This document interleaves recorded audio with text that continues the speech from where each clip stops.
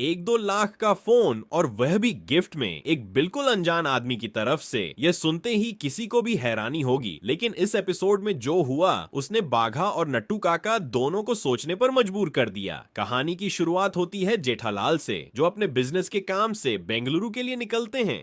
पूरा गोकुल धाम उन्हें विदाई देता है और माहौल काफी खुशगवार होता है। इसी बीच टप्पू और सोनू का एक प्यारा सा मोमेंट भी देखने को मिलता है, जो उनकी गहरी दोस्ती को और मजबूत दिखाता है। सब कुछ बिल्कुल सामान्य लग रहा होता है, लेकिन किसी को अंदाजा नहीं होता कि असली सरप्राइज अभी बाकी है। जेठालाल के जाने के बाद गढ़ा इलेक्ट्रॉनिक्स की जिम्मेदारी बाघा और नट्टू काका संभालते हैं।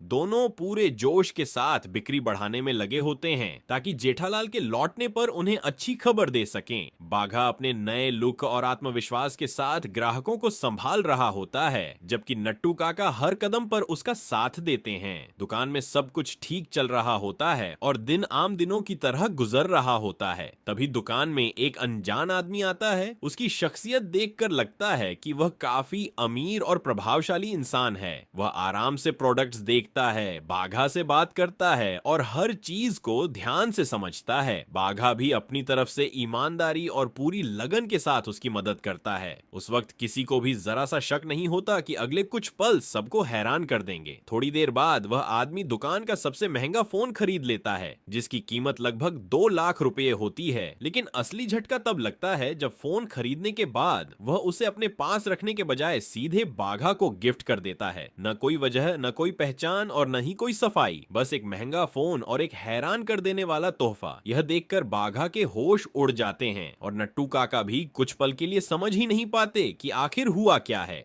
दुकान में ऐसा सन्नाटा छा जाता है जैसे वक्त ही रुक गया हो। दोनों के दिमाग में एक ही सवाल घूम रहा होता है कि कोई अनजान इंसान इतना महंगा गिफ्ट बिना किसी मतलब के कैसे दे सकता है।